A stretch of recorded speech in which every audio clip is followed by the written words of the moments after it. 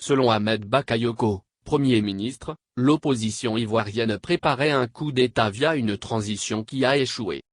Ils ont pris de petits militaires pour leur demander de se soulever, de faire un coup d'État, mais ils ont dit on ne fait rien, on est avec Ado, Alassane Ouattara, a dit Ahmed Bakayoko, soutenant que c'est pourquoi, ils ont essayé de créer un comité de transition.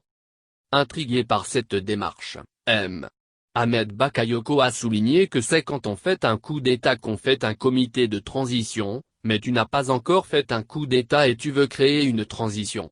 Donc, cette transition est la preuve qu'il préparait un coup d'État. Ahmed Bakayoko s'exprimait devant des milliers de femmes et sympathisants du Rassemblement des Oufouettistes pour la démocratie et la paix, RHDP, sur le terrain de football du Parc des Sports de Tracqueville, dans le sud d'Abidjan.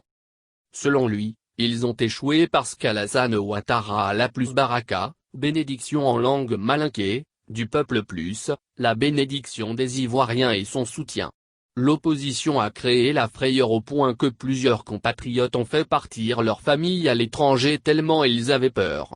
Voilà des gens qui portent la terreur, a-t-il ajouté en allusion au mot d'ordre de désobéissance civile et de boycott actif lancé par les leaders de l'opposition, qui estiment que les conditions n'étaient pas réunies pour un scrutin présidentiel crédible le 31 octobre 2020.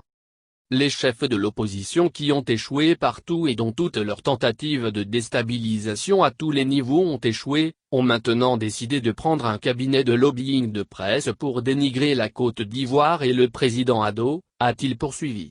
Vous pouvez écrire tout ce que vous voulez, mais la Côte d'Ivoire sera la Côte d'Ivoire et les Ivoiriens aiment Ado. Vous allez monter, descendre, cette donnée ne changera pas, a-t-il martelé.